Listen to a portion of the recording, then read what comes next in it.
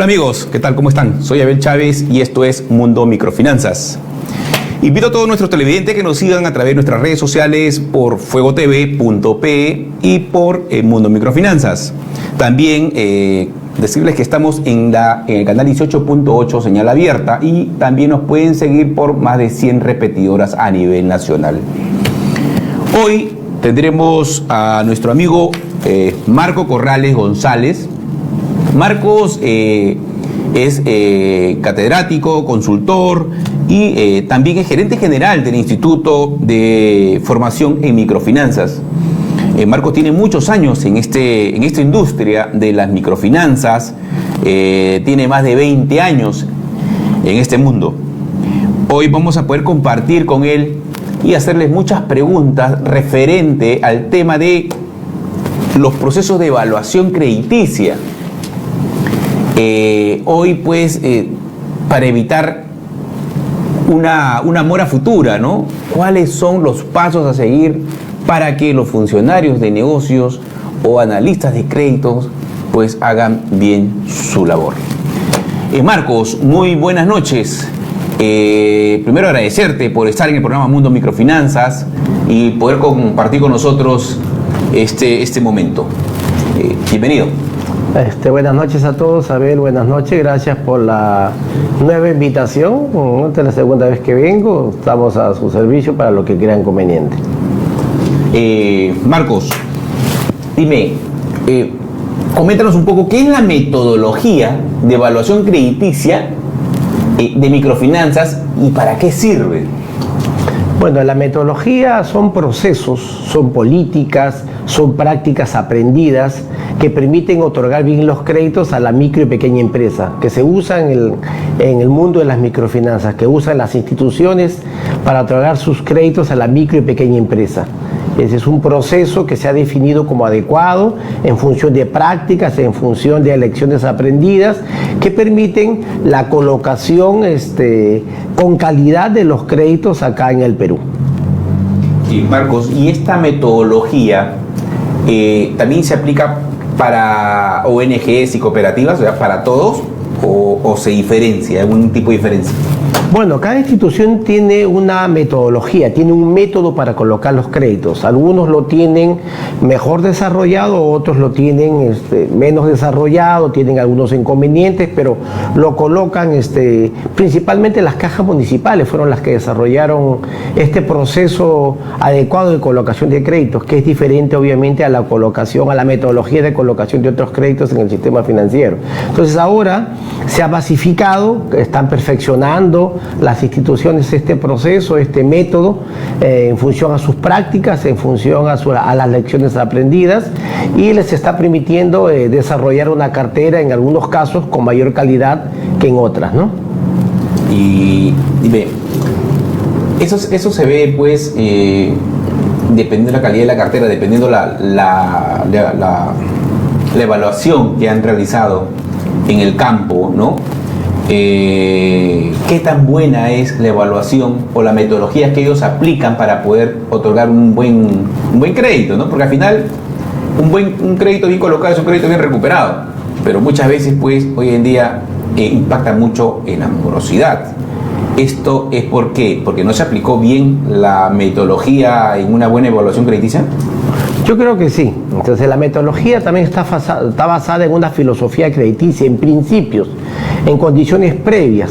Entonces la metodología es un proceso de evaluación, ¿no? Pero basada en una filosofía que asegura algunas condiciones previas de colocación. Hay instituciones que no están desarrollando una metodología adecuada y están originando una mala cartera y tienen problemas de mora. Entonces no solamente también es la metodología, sino también es quién lo coloca.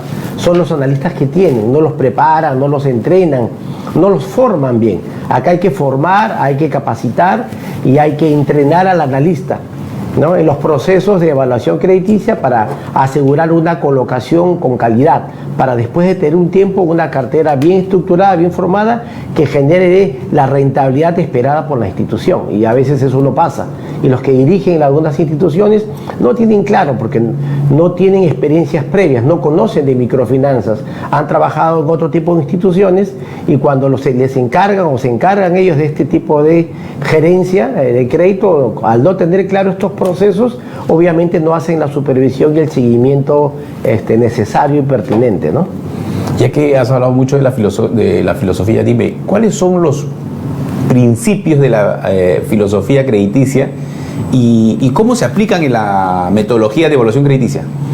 Bueno, los principios es la forma de pensar, son, como dije, son las condiciones previas. En este caso tenemos la rapidez, o sea, este crédito tiene que ser permitir desarrollar una metodología que permita colocar bien y rápido. Entonces la rapidez es determinante, porque los microempresarios no pueden esperar que se les dé 1.000 o 2.000 o 3.000 o 4.000 soles en una semana. Acá los créditos salen el mismo día o de un día para otro máximo. Dependiendo del monto sí, pero hay algo que se llama costo de oportunidad y que si los microempresarios no tienen el dinero para aprovechar esa oportunidad de negocio ya no les sirve. Entonces la rapidez es clave, primero. De ahí tenemos nosotros la relación de largo plazo. No es darle solamente un crédito al microempresario, que lo termine de pagar y que cancele y se retire, sino generar renovaciones, représtamos, hacerlo crecer. Como se menciona en algunas instituciones, o sea, yo siempre pensé, no se otorga crédito, se genera progreso. Entonces, bajo ese enfoque, tú le das un crédito de repente de 3.000 soles, de 5.000 soles, paga bien durante un periodo determinado, un plazo promedio, y después le renuevas el crédito en función a la forma como ha pagado, al crecimiento del negocio, a la nueva necesidad, al destino del crédito. Entonces, la relación de largo plazo es importante, la rapidez es importante. Otro principio de esta filosofía es el análisis in situ, o sea, la evaluación se tiene que hacer en campo. Se tiene que ir al campo, o en el campo nos referimos al negocio, ir al negocio, levantar la información ahí, ¿no? Ir a la casa y hacer la verificación domiciliaria. Eso lo hace el analista de crédito o el asesor de negocio, el funcionario de negocios, el ejecutivo de créditos, como lo quieran llamar. Cada institución tiene diferente nombre para este analista de crédito. Concentrémonos y llamemos analista de crédito. ¿Por qué? Porque analiza, porque evalúa, porque levanta la información, la cruza, la valida, la certifica y presenta ese caso en el comité, ¿no? Entonces, el tema del análisis in situ es determinante para asegurar una buena originación de cartera. Este es otro principio clave, ¿no? Yo creo que esos son los tres, son varios principios, pero son los tres principios determinantes para que una metodología pueda desarrollarse de manera óptima. Dime, ya que mencionas, Marco, que las evaluaciones, y tienes toda la razón, las evaluaciones en esta industria de las microfinanzas, pues tienen que ser las visitas en campo, es in situ, ¿cierto? Bajo ese escenario, ¿qué tan importante serían los créditos digitales? Ya que los créditos de pymes, o sea, las evaluaciones para estos tipos de créditos, tienen que ser pues presenciales, porque es ahí donde vas a cruzar la información, es ahí donde vas a poder levantar la información, ¿no? Entonces, mi pregunta sería, ¿tú crees que sería bueno utilizar la solución digital para estos tipos de créditos? ¿O para qué, o de qué forma ayudaría la digitalización, ¿no? Ya que se habla mucho de la transformación digital, para el otorgamiento de crédito? Claro, va a automatizar, va a ayudar mucho en tiempo, pero bajo esta coyuntura actual que se vive, y también sabemos el riesgo que hay en esta industria de las microfinanzas, si no se evalúa bien, si no se levanta bien la información, pues ya sabemos las consecuencias que trae. Entonces, la pregunta sería, Marco, ¿cuál sería tu punto de vista, cuál sería tu opinión referente a la transformación digital? ¿Ayudaría o no ayudaría? Yo creo que sí, la transformación digital es una realidad, es un hecho que ya lo tenemos ahora. Entonces hay instituciones que se están adaptando más rápido que otras, pero eso es una realidad que no podemos negar y nos tenemos que ajustar a esa realidad. Y las microfinanzas no son ajenas a esa realidad. Entonces estamos en una nueva normalidad que las instituciones tienen que obviamente digitalizar sus procesos, y en esto también es parte de la metodología, tienen que rediseñar una nueva metodología. ¿Para qué? Para mantener ese concepto de colocar bien y rápido, porque ese es el objetivo, colocar bien y rápido. Si tú no haces eso, vas a tener problemas de originación, porque puedes colocar rápido pero mal, o puedes colocar bien pero lento y tienes problemas de productividad. Entonces, ¿cómo hacemos para colocar bien y rápido? En el tema digital, yo creo que se va a tener que hacer una estructura mixta, ¿no? Una estructura mixta. Los analistas van a seguir trabajando durante un tiempo, visitando a los negocios, pero se va a tener que hacer más rápido la evaluación, van a tener que volverse expertos en estos temas, porque para hacerlo bien tienes que hacerlo experto. Como dicen, la práctica hace al maestro. Si tienes problemas de formación, si tienes problemas de aplicación de la metodología y de estos procesos de levantamiento de información, va a generar un mal servicio al cliente, vas a demorar en colocar los créditos. Entonces, yo creo que se tiene que hacer una estructura mixta, ¿no? Con información previa.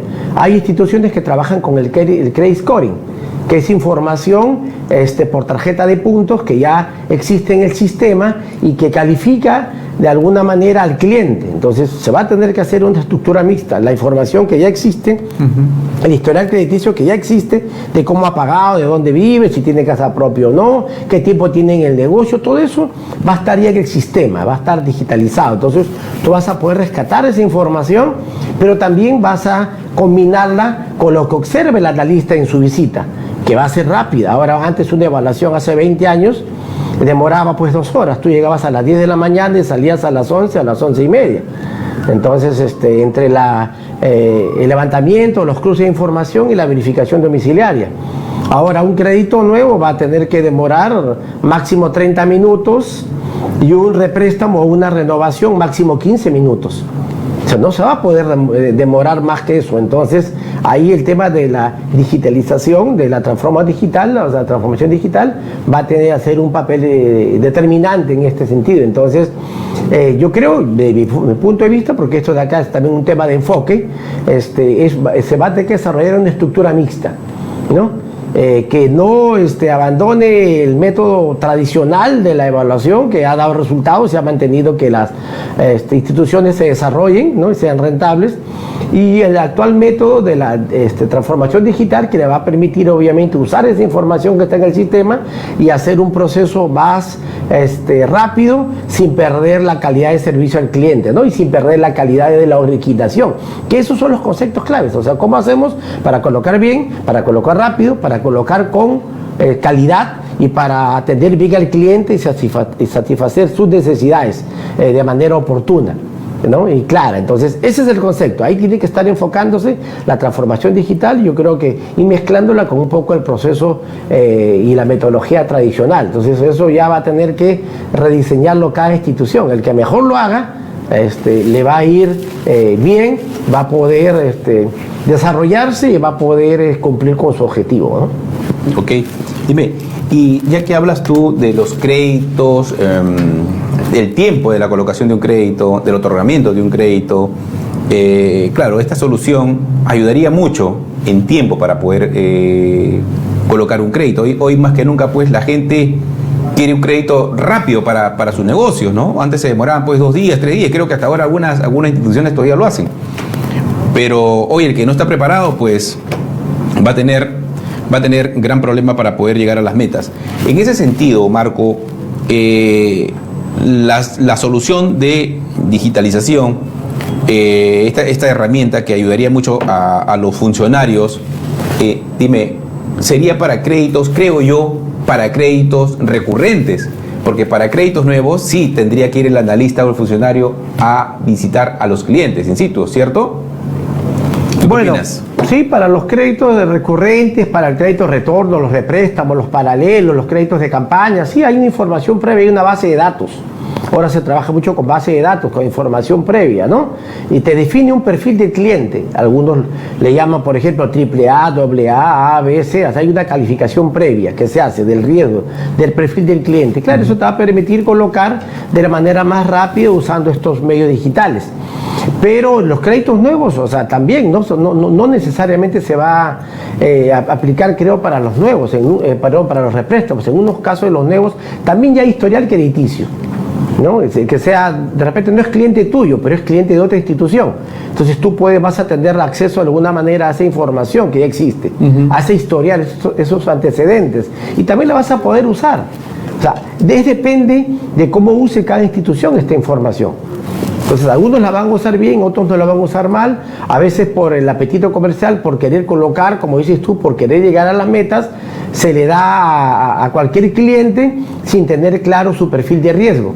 Y ese perfil de riesgo está en función de la colocación, el monto que vas a dar, el plazo que vas a dar y las condiciones que tú vas a definir en el otorgamiento del crédito. Marco, ¿y cómo ayuda esta metodología que estamos comentando a las instituciones de microfinanzas, a las cajas municipales, a las cajas rurales, a las financieras, cooperativas, ¿no? a colocar bien? Porque la idea es esa, colocar bien sus créditos a la micro y pequeña empresa. Bueno, ayuda porque es un proceso, como están dirigidos a la micro y pequeña empresa, y entre esto todavía hay un sector importante en nuestra economía, es informal. Entonces estos microempresarios no tienen información previa, no tienen información contable, no tienen información financiera, y en muchos casos ni siquiera están bancarizados. Entonces, ¿cómo le das un crédito a un futuro cliente, a un prospecto, ¿no? A un solicitante que no está bancarizado, que no tiene historial crediticio? Entonces la única forma es tener una metodología basada en principios previamente establecidos que te permita levantar información para definir un perfil de riesgo, ¿no? Esta información va a enfocarse en la voluntad de pago, en que si el cliente va a querer pagar o no, en función a sus antecedentes, en la capacidad de pago, en función a su liquidez, a su movimiento comercial, ¿no? Y en función a su perfil de riesgo, qué es lo que podría pasar a partir de que le des el crédito ahora durante el plazo del crédito. Entonces, la metodología ha ayudado mucho a las instituciones de microfinanza a poder colocar en el sector formal e informal, pero básicamente de las micro y pequeñas empresas. Obviamente es una metodología diferente a la bancaria, ¿no? Diferente a la que siempre se ha usado. Entonces, han permitido desarrollar una cartera con calidad, ¿no? Y crecer y ser una solución financiera en este segmento de las micro y pequeñas empresas. Bajo este escenario, dime, Marco, ¿cuál es la diferencia entre una evaluación tradicional bancaria y la usada en las instituciones de microfinanzas?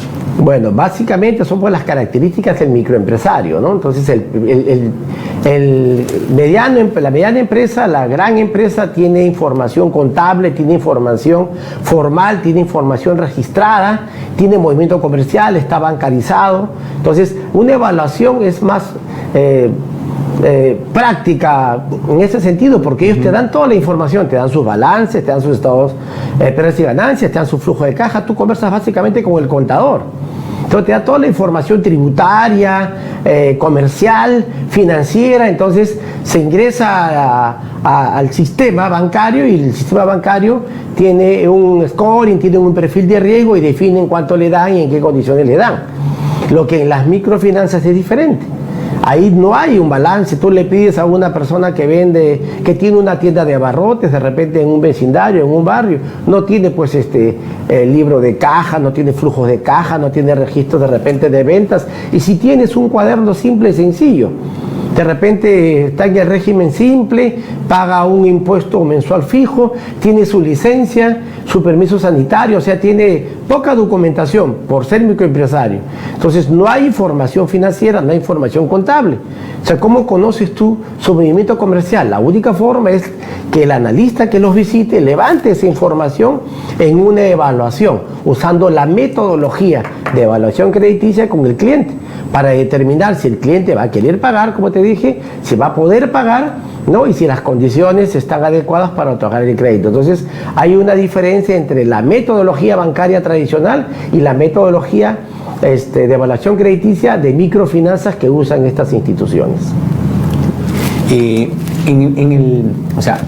La evaluación tradicional bancaria básicamente sería porque muchas personas o empresas, ¿no? Si hablamos de las empresas, pues ya tienen sus balances, ¿no? En los cuales pueden mostrar sus ingresos y egresos. En personas naturales, muchos de esos clientes son dependientes, ¿no? Y tienen cómo sustentarlos con sus boletas de pago, ¿cierto? Y claro, a través de ello ya tienen un puntaje, un scoring para ver su movimiento, su calificación.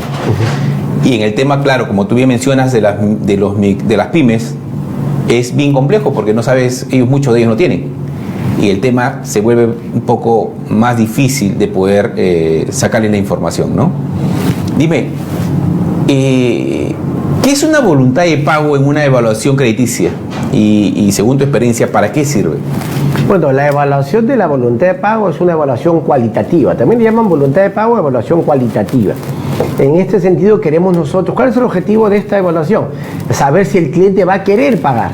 ¿Y cómo sabemos si el cliente va a querer pagar? Obviamente conociendo sus antecedentes crediticios, si ha tenido otros préstamos, si los ha pagado bien, si paga sus recibos de servicios, si sus compromisos de pago los paga de manera normal y regular, luz, agua, sus teléfonos, sus servicios básicos, si no ha tenido problemas para pagar sus impuestos de manera regular, ¿no? Si ha tenido créditos anteriormente y los ha pagado, préstamos de repente en el sistema, o préstamos de repente personales, o préstamos no financieros, su comportamiento, el carácter del cliente, su personalidad, su entorno familiar, ¿no? Su reputación en la zona donde trabaja, en la zona donde vive. Es todo un análisis cualitativo para determinar si el cliente va a querer pagar. ¿Por qué? Porque hay gente que puede pagar, pero que no quiere pagar. Entonces tiene capacidad, pero no tiene voluntad. Entonces, importante es primero determinar si el cliente va a querer pagar y cómo va a ser su comportamiento de repente, incluso ante momentos difíciles, ¿no? Problemas de repente de flujos de pago, y si él es una persona responsable, cumplidora, tiene una moral de pago, asume sus compromisos siempre, nunca los evade, entonces es una persona que tiene voluntad de pago. Lo primero que se evalúa cuando se visita a un cliente es analizar la voluntad de pago. Eso quiere decir que el cliente va a querer pagar siempre durante todo el horizonte de crédito y no vamos a tener problema en ese compromiso de pago que él asume cuando le demos el crédito. A eso se refiere la evaluación de voluntad de pago.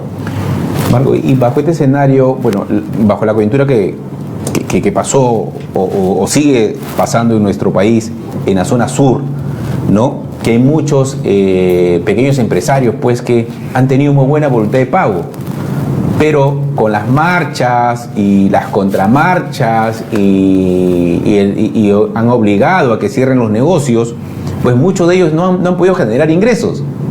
Y ellos teniendo una buena voluntad de pago, pero ahora bajo esta coyuntura, ¿qué va a pasar con esos buenos pagadores y que tienen voluntad de pago? O sea, ¿cómo quedarían ellos? Claro, en este caso no es un tema de la voluntad de pago. De repente ellos han querido pagar, han venido pagando bien y ahora no pueden pagar. No es que no quieran pagar, sino que no pueden pagar. Al estar cerrados sus negocios, a verse afectados, no están vendiendo, no están trabajando, o de repente incluso sus negocios han sido siniestrados, han sido afectados de alguna manera.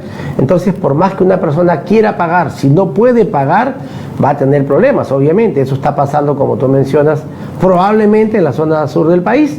Ahí va a tener que, las instituciones van a tener que plantear algún tipo de rescate financiero, van a tener que establecer condiciones blandas, van a tener que dar facilidades crediticias para que esta persona que venía pagando bien, para que este microempresario que siempre fue puntual y responsable y que ahora no puede pagar, lo pueda hacer, estableciendo de repente facilidades crediticias, de repente reduciéndoles la cuota, de repente ampliándoles el plazo, de repente dándoles otro crédito para poder reinsertar el negocio. Entonces hay instituciones con sus clientes, me imagino y estoy seguro, que deben tener todo un plan ya de rescate financiero para que ellos lo más pronto posible vayan regularizando su situación.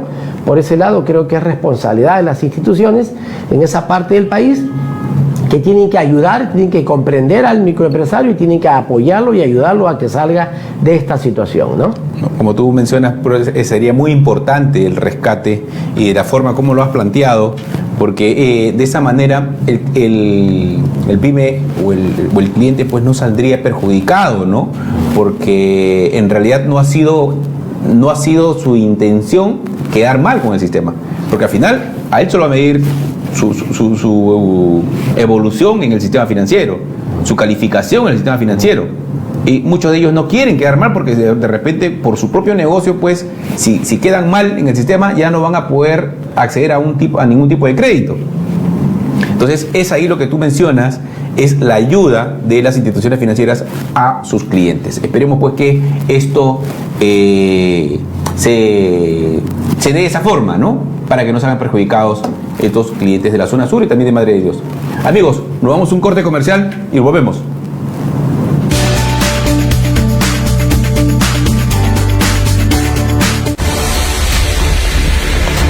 Destapes, entrevistas y menos lobbies por Ancash y todo el Perú. Todos los domingos a las 8 de la noche. La China Polo. Porque esta boca no la calla nadie. Fuego Televisión. Enciende tu vida.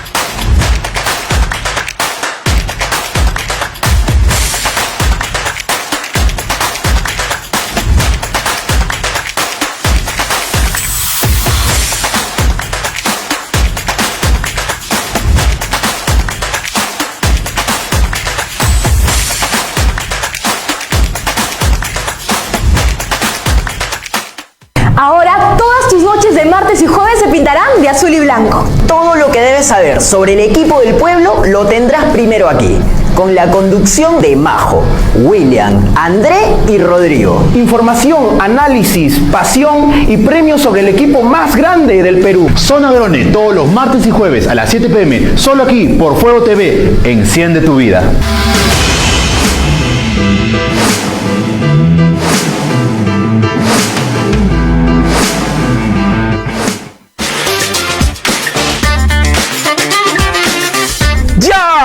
De lunes a viernes, de 4 a 5 de la tarde, El Estelar con tu amigo Johnny Bravo. No te lo pierdas. Música para divertirse, con buenos consejos y regalos. Prepárate, aquí en Fuego TV, El Estelar con Johnny Bravo.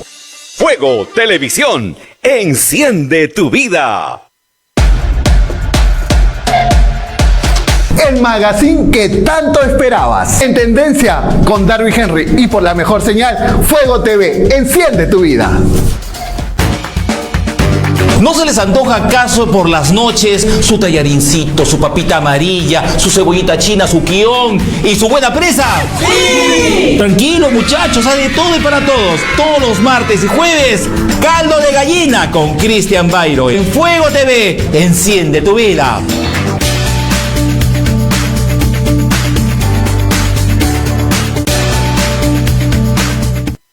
Bien amigos, continuamos con nuestro amigo Marco Corrales González. Marcos, el gerente general del Instituto de Formación en Microfinanzas.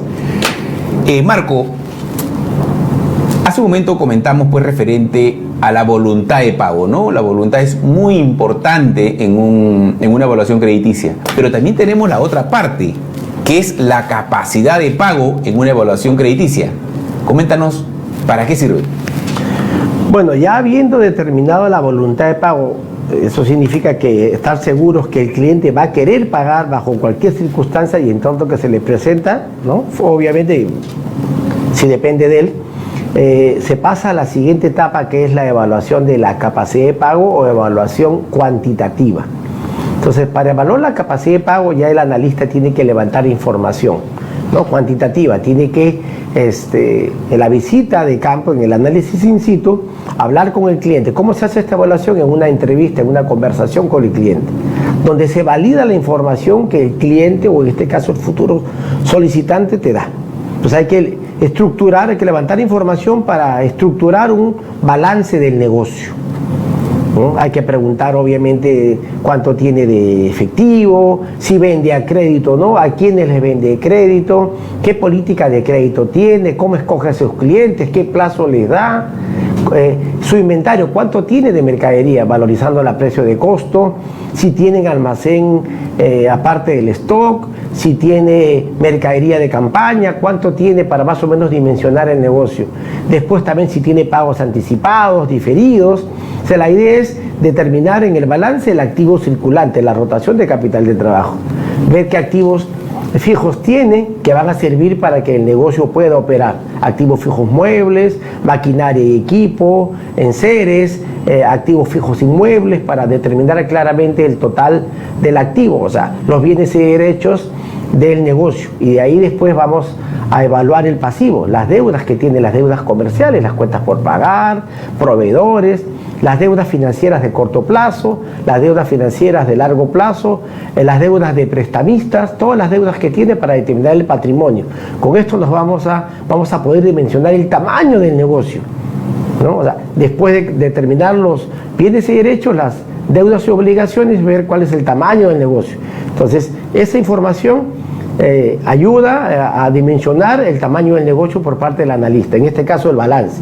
El estado de resultados, hay que averiguar cuánto vende a crédito, cuánto vende al contado, cuál es su margen de ganancia, el costo de la mercadería vendida, su utilidad bruta, sus gastos operativos, sus gastos para operar, para funcionar, la utilidad del negocio, los otros ingresos que tiene de repente del esposo, de la familia, los gastos, el presupuesto familiar, el excedente final del negocio. Entonces, eso es la evaluación cuantitativa. Tener un balance, tener un estado de resultados o un estado de pérdidas y ganancias, ¿no?, para determinar si el cliente con ese excedente familiar va a poder pagar la cuota del préstamo que está solucionando.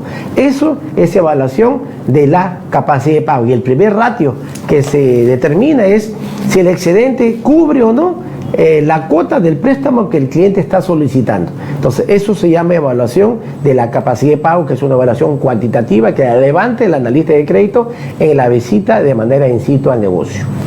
Marco, la evaluación, la capacidad de pago que viene amarrado al análisis cuantitativo, dime, ¿qué tan importante es el análisis cualitativo? Bueno, el análisis cualitativo es la primera parte que vimos, ¿no? O sea, tiene que haber dos estructuras, el cualitativo y el cuantitativo. El cualitativo es determinar la voluntad de pago y el cuantitativo es la capacidad de pago. Entonces, el cualitativo es estar seguro, ¿no?, tener una alta probabilidad de que el cliente va a querer pagar, y el cuantitativo que va a poder pagar. Entonces, el cualitativo es si le doy o no le doy, y el cuantitativo es cuánto le doy y para qué le doy. Claro, el cualitativo también sirve pues para medir el riesgo de otorgamiento del crédito, porque probablemente hay muchos casos, Marcos, que se ha visto que probablemente la esposa era muy buena trabajadora y el esposo probablemente tenía otro tipo de vicios, ¿no? Entonces, se le otorgaría a un crédito a una señora que tiene muy buen negocio, muy buen voluntad de pago, pero el riesgo está latente en su unidad familiar, ¿no? Por eso te decía sobre la parte cualitativa, qué importante es en estos casos de la evaluación a la hora de levantar la información, ¿no? Claro, yo estructuro primero evaluar la voluntad de pago, después la capacidad de pago, y de ahí viene el análisis de riesgo crediticio, del entorno del negocio y del entorno de la familia. Yo lo estructuro así. Primero evalúa voluntad de pago, de ahí capacidad de pago, y después haces el análisis de riesgo crediticio del entorno del negocio y de la familia.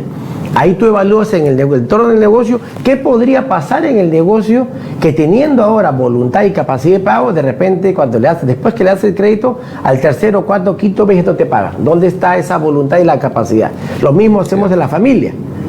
De repente la solicitante tiene voluntad y tiene capacidad, pero cuando hacemos el análisis de riesgo del entorno de la familia, encontramos factores altos de riesgo que podrían amenazar esa voluntad y esa capacidad, y finalmente no paga, que es lo que tú mencionas. Tenemos que evaluar a la familia, ¿no? Tenemos que evaluar el entorno, de repente dónde vive, de repente ella quiere pagar y puede pagar, pero de repente de 3 meses sufre un robo. Entonces, por eso que hay que hacer el análisis de riesgo del entorno de la familia y del entorno del negocio. Entonces, que claro, es parte de la evaluación cualitativa, pero yo lo estructuro así, lo separo en 3 partes para tener claramente identificada, que eso es lo que no se hace. Yo he capacitado en todo el Perú, y generalmente los analistas y las instituciones evalúan la voluntad y la capacidad, pero no hacen análisis de riesgo crediticio. Por eso yo lo separo.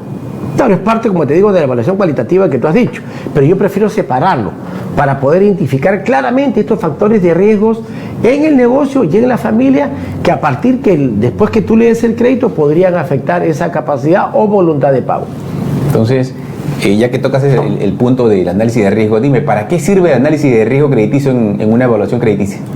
Ya, sirve para identificar los posibles riesgos, ¿no?, del cliente que se pueden dar en el negocio y en la familia. Por ejemplo, tenemos un negocio, hemos visto, yo tenía casos donde el cliente tenía 5 créditos pagando muy bien, de manera puntual, y montos significativos. El 6º crédito se le dio incluso la mitad del crédito que se le había dado en la última vez y no lo pagó. Pero cuando fuimos a hacer el seguimiento, vimos que lo que había pasado es que el local donde estaba trabajando era alquilado y ahí vendía bien. Pero después tuvo que, en ese mercado donde trabajaba, alquilar su nuevo local, o sea, el nuevo punto de venta en una ubicación que no era tan comercial. Y las ventas se redujeron 3 veces a lo que vendía. Entonces, no se identificó el factor riesgo de la renovación del local. Si el analista hubiera evaluado e identificado ese riesgo del negocio, ¿no?, probablemente no le hubiéramos dado el crédito y le hubiéramos dado menos. Pero al no hacerlo, al confiarse solamente en su historial, en que ha pagado bien, en la voluntad y capacidad de pago, se le dio el crédito de manera rápida y automática y después se cayó el crédito. Un cliente que venía pagando bien, ¿no?, que era puntual, en cualquier momento puede dejar de serlo. Entonces hay que hacer el análisis de riesgo.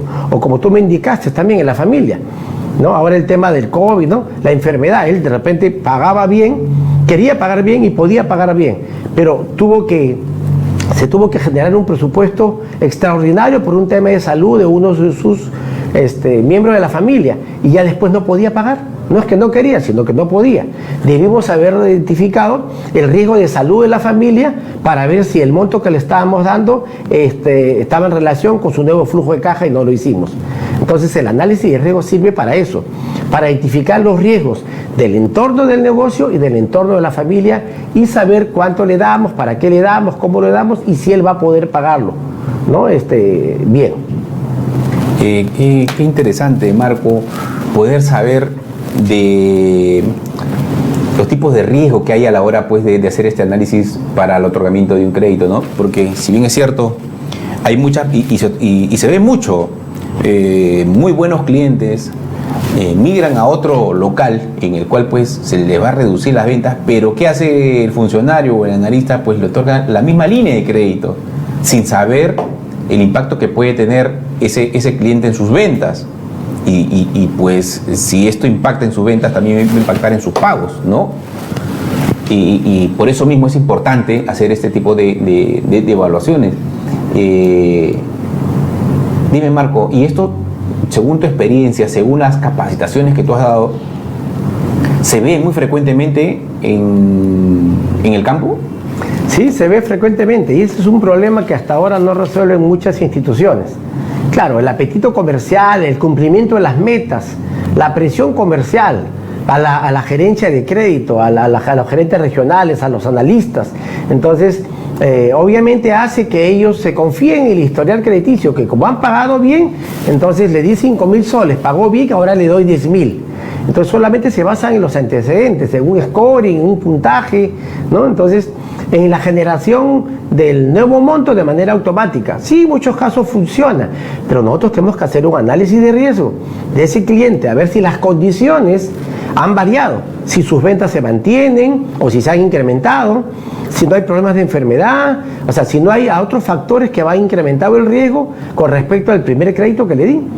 De repente le renuevo el mismo monto, pero de repente ya no puede pagar ni siquiera ese mismo monto. Claro, en la evaluación anterior no había los riesgos que hay ahora, porque un crédito generalmente es a un año. Yo de aquí a un año no sé lo que va a pasar.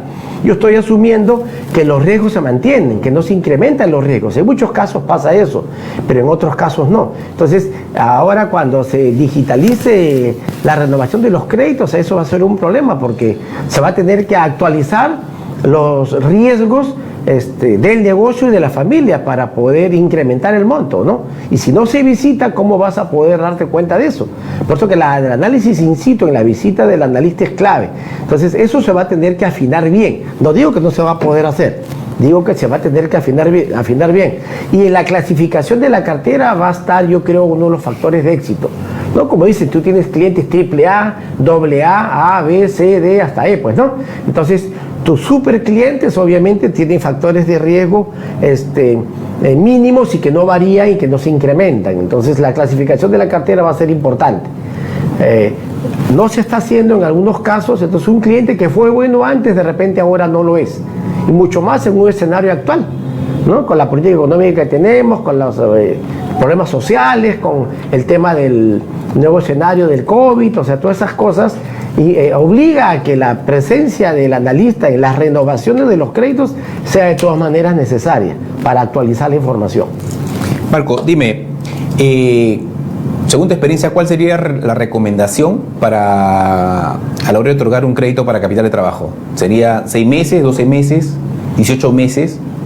Buena pregunta. Justo ahora estoy dictando un curso de metodología de evaluación crediticia en la noche, lunes, miércoles y viernes. Tengo ahí de todo el Perú, tengo de Colombia, tengo de Nicaragua, de México, de Bolivia, de Ecuador, alumnos de casi toda América Latina. Estamos dictando ese curso. Y una de las preguntas fue esa, ¿no? La que tú me acabas de hacer. ¿Cuál es el plazo adecuado? En microfinanzas la respuesta es medio ambigua, depende. O sea, acá no hay nada absoluto. Todo depende de tu evaluación. Depende, o sea, no hay que olvidarse depende, parece curioso y gracioso, pero es la verdad. Entonces, pero tratando de responder, yo creo que capital de trabajo, yo recomiendo desde mi punto de vista 12 meses. 12 meses. ¿Por qué? Porque el capital de trabajo, o sea, el préstamo tú lo recibes, compras mercadería, el microempresario la vende y devuelve el préstamo que le dieron y lo único que paga son los intereses. Cuando el préstamo es para capital de trabajo, tú no pagas el préstamo, tú devuelves el préstamo en cuotas fijas, porque la cuota está compuesta por amortización e interés. Tú devuelves parte del préstamo que te dio y pagas el interés con la utilidad, la ganancia de esas ventas. Entonces, lo adecuado sería 12 meses, pero en algunos casos, dependiendo del monto, podría ser hasta 18. Yo no sugiero más de 18. Ahora, los clientes piden hasta 18 a veces, pero igual lo pagan antes. Y piden una renovación del crédito antes. O sea, es difícil que alguien que te pida para capital de trabajo use los 18 meses, cancele y después recién renueve. Se lo hace al 9º mes o al mes 12º. O sea, es bien difícil. Lo hace para tener una cuota más pequeña y de eso le permita mover más, rotar más ese préstamo que tú le das en su negocio y aprovecharlo al máximo.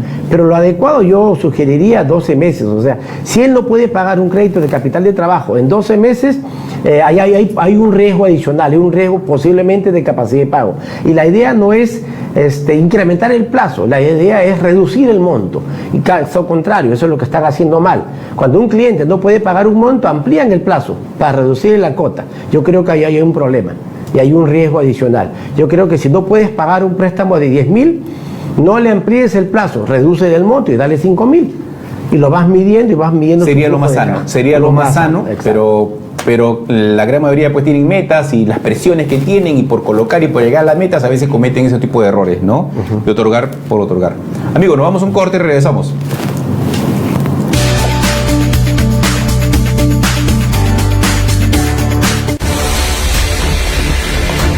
Destapes, entrevistas y menos lobbies por Ancash y todo el Perú.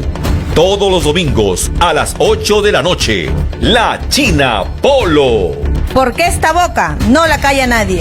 Fuego Televisión. Enciende tu vida.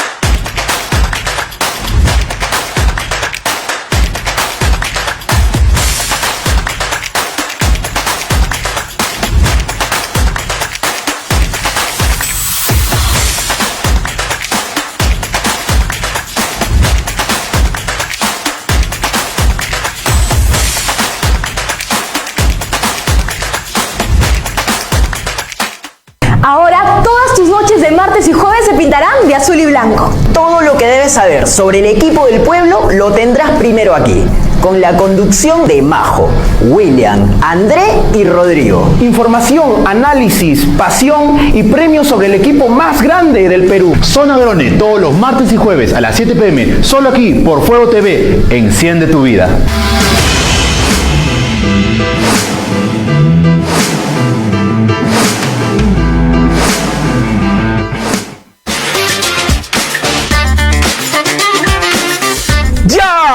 De lunes a viernes, de 4 a 5 de la tarde, El Estelar con tu amigo Johnny Bravo. No te lo pierdas. Música para divertirse, con buenos consejos y regalos. Prepárate, aquí en Fuego TV, El Estelar con Johnny Bravo. Fuego Televisión, enciende tu vida. El magazine que tanto esperabas. En tendencia con Darby Henry y por la mejor señal, Fuego TV. Enciende tu vida. ¿No se les antoja acaso por las noches su tallarincito, su papita amarilla, su cebollita china, su guión y su buena presa?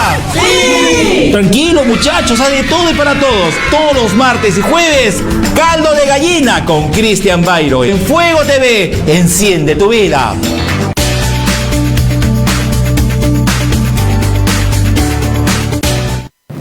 Bien amigos, continuamos con nuestro amigo Marco Corrales. Marco, estábamos hablando mucho pues de los tiempos, de los plazos que se debería otorgar los créditos para capital de trabajo, ¿no? Y qué tan bueno sería no exceder esos plazos para que no sean afectados. Y también evitar, porque muchas veces pues los funcionarios por presión o por llegar a sus metas, pues a veces otorgan líneas de crédito ajustando mucho la capacidad de pago, ya lo están asfixiando al cliente. Y también a veces pues tú sabes que existen los famosos cocineros, ¿no? Que a veces por llegar a su meta pues maquillan los estados financieros en una evaluación crediticia, y eso afecta mucho probablemente por querer ayudar a sus clientes, hacen esos tipos de actos, y también en el futuro pues les impacta tanto en morosidad para el analista, y también le malogra su calificación al que probablemente si le hubiera un crédito menor hubiera sido un buen cliente. Pero cuando le exceden en línea de crédito, a veces un buen cliente deja de ser mal cliente porque le otorgan una línea demasiado alta, ¿no? Sí, es cierto, claro, eso le llaman créditos meta, ¿no? Y eso le pasó a una institución anteriormente, ¿no? O sea, bien conocida acá en Lima, que por la presión comercial, por la presión de las metas, como decían ellos, se le daban crédito a cualquier persona, no le evaluaban bien a cualquier negocio. Entonces le daban un monto mayor al que podía pagar. No se hacía la evaluación, no se aplicaba la metodología, que es lo que estamos hablando, de manera correcta. No se determinaba la voluntad y la capacidad de pago, y no se hacía el análisis de riesgos de manera correcta. ¿Para qué? Para concluir en una propuesta clara, ¿no? Para darle un monto que él quiera pagar, que él pueda pagar y que no sufra ningún problema durante el plazo del crédito, que no se altere ninguna de las condiciones. ¿Para qué? Para asegurar que se tenga buena calificación, para hacerlo crecer, para generar progreso. Porque cuando le damos un crédito más alto y que finalmente le puede generar un riesgo adicional, estamos haciendo daño a un cliente. A veces los clientes nos presionan, nos establecen las condiciones y el analista acepta esas condiciones porque no quiere perder al cliente, quiere llegar a su meta. Claro, pero eso está mal. Por eso que en este tema, uno de los principios claves de la filosofía y la metodología de crédito es este tema de los valores, ¿no? O sea, la transparencia es clave en este negocio. Tú haces lo que dices y dices lo que haces. Tú no puedes ir a evaluar un crédito y decir que vende 30.000 soles y después cuando se hace la supervisión previa al desembolso resulta que el cliente vende 10.000, no vende 30. Y la capacidad de pago se reduce 3 veces. Tú decías que él podía pagar 2.000, resulta que puede pagar 500. Y la cota salía 1.500. Entonces, si tú le dabas el crédito, simplemente en la segunda, tercera cota el cliente se iba a caer y no había forma de recuperar. Ese es un daño que hace el analista. Entonces, ahí yo creo que hay un tema clave que hay que asegurar, el seguimiento, la supervisión. previa a los desembolsos de manera aleatoria e inopinada por los administradores de agencia, por los jefes de crédito, ¿no? Es determinante para asegurar que el analista esté colocando bien y rápido, porque si eso no pasa, tú te vas a dar cuenta después de 6 meses que toda la cartera que se originó se cae, y eso le ha pasado a algunas cajas municipales que han perdido mucho dinero, y algunas cooperativas que siguen perdiendo dinero. ¿Por qué? Porque no hacen el trabajo de que deberían haber hecho de manera adecuada, aplicando una buena tecnología y haciendo una buena supervisión por parte de los gerentes de agencia. Totalmente de acuerdo contigo. Dime, ¿por qué las tasas de los créditos otorgados a las microempresas son más altas que las tasas de los créditos otorgados a las grandes empresas? ¿Por qué esa diferencia? Bueno, buena pregunta. ¿Por qué? Porque el riesgo en una microempresa es más alto que el riesgo en una empresa grande, por su informalidad, por su forma de gestión, por ser un negocio familiar. Entonces hay más riesgo, y al haber más riesgo, obviamente la tasa tiene que ser mayor. Además, los costos operativos para hacer seguimiento a una microempresa son más altos que los costos operativos para hacer seguimiento a una empresa grande. Para una microempresa hay que ir al negocio, hay que ir a la familia, hay que hacer seguimiento, ¿no? Hay que hacer monitoreo, y eso implica inversión, implica tiempo e implica mayores costos. Entonces, al haber mayores costos operativos en el seguimiento, en el otorgamiento, ¿no? Implica que también la tasa sea más alta. En el sistema bancario el riesgo es menor, los costos operativos son menores, entonces la tasa es menor. Entonces la tasa está en relación del costo operativo y del costo de riesgo. Entonces, a mayor riesgo, a mayor costo, mayor tasa. Y lo inversa en el sector bancario. Entonces, por eso es que vemos tasas diferenciadas. Por eso que vemos que un crédito a una gran empresa es menor que a un microempresario. Y también tiene que ver por los montos, obviamente, ¿no? Dime, no, es totalmente de acuerdo, porque las tasas en algunas instituciones pues a veces son demasiadas altas, ¿no? Pero igual el riesgo está ahí, es latente para otorgar un crédito pyme, porque es mucha informalidad, ¿no? Y no hay la información que a veces uno necesita para poder hacer un buen cruce. No, muchas veces no otorgan ni facturas ni boletas, ¿no? Es muy informal. Dime, Marco, ¿qué tipo de créditos otorgan principalmente las instituciones de microfinanzas en el Perú? Bueno, principalmente para capital de trabajo, diría. Primero, capital de trabajo. ¿Para qué capital de trabajo? Para que él compre más mercadería. ¿Y para qué compra más mercadería? Para vender más de lo que ya tiene, o para vender otros productos que él no tiene, o para enfrentar de repente una campaña, un incremento de ventas, una mayor demanda. Entonces, ese es capital de trabajo. Lo rota, lo mueve. Segundo, activo fijo mueble, maquinaria y equipo. De repente una tienda de abarrotes quiere comprarse una congeladora exhibidora. De repente la congeladora que tiene no muestra adecuadamente los productos. Entonces necesita una congeladora exhibidora. Entonces ese se llama activo fijo, ¿no? Puede ser también que quiere hacer mejoramiento de local comercial. Entonces es activo fijo inmueble. También puede ser para mejoramiento de vivienda. No es para el negocio, pero quiere mejorar su vivienda. Quiere construir, quiere mejorar su vivienda, quiere ampliar su casa, entonces mejoramiento de vivienda. O también para consumo. De repente es cumpleaños de su hijo, quinceañera de su hijo, se quiere ir de viaje, tiene una fiesta patronal, una actividad que le implique solicitar un crédito de consumo. Entonces, básicamente esos son los destinos que tienen diferentes nombres, le dan diferentes nombres comerciales, ¿no? Pero básicamente es esto. Ahora tenemos otro, que es también el crédito mixto, ¿no? Que te dan una parte para capital de trabajo y una parte para consumo. Entonces, a veces tú le das para capital de trabajo, pero el microempresario lo invierte en diferentes formas. Entonces, esto a veces no se puede detectar claramente. Se intenta detectar con una buena evaluación para tener un perfil de riesgo adecuado, pero a veces es un poco complicado. Entonces, hay también destinos mixtos, ¿no? En lo que solicita el microempresario. Algunos incluso piden para que se les compre la deuda, ¿no? Es un tema más riesgoso porque hay que analizarlo de otra manera, ¿no? Sí, ya el riesgo está ahí, es muy, muy alto, ¿no? Cuando ya solicitan pues compra de deuda, porque ya deberían, cuando solicitan pues compra de deuda, es que quiere decir que ya tienen algún problema probablemente dentro, que no pueden pagar las cuotas, ¿no? Y se están asfixiando. Claro, probablemente. Muchos factores, ¿no? Algunos lo hacen también por reducir su tasa. También. ¿No? O por una mejor atención. También eso es bueno. Quiere que te atiendan mejor, en la anterior empresa me atiendan mal, no me atienden bien, me demoran mucho, entonces por el servicio. Perfecto, por el analista. Muy importante el servicio. Entonces a otros cambian de institución y hacen que le compren las deudas por la tasa, también. Pero otros también hay riesgos ocultos. La compra de deuda también podría entenderse como una refinanciación oculta. ¿Por qué? Porque el saldo que debo, me compra la deuda, me amplían el plazo, me reducen la cuota y finalmente yo me traslado ese riesgo como institución. Entonces, pero por el apetito comercial, por llegar a las metas, a veces está pasando eso. Entonces, ahí hay que aplicar bien la metodología crediticia y bien el análisis de riesgo para no estar trayéndose a un cliente con problemas potenciales, ¿no? Un cliente moroso. Totalmente de acuerdo contigo. Marcos, dime, ¿cómo han ayudado las microfinancieras pues, a mejorar la inclusión financiera en el Perú? Algo así corto. Bueno, el sistema bancario tradicional no era una alternativa. ¿Por qué? Porque el microempresario no cumplía con las condiciones, con los requisitos. Entonces, ¿quién llegó a ellos? Principalmente las cajas municipales, las instituciones que habían antes. Fueron una alternativa viable, rápida, que el sistema bancario no atendía.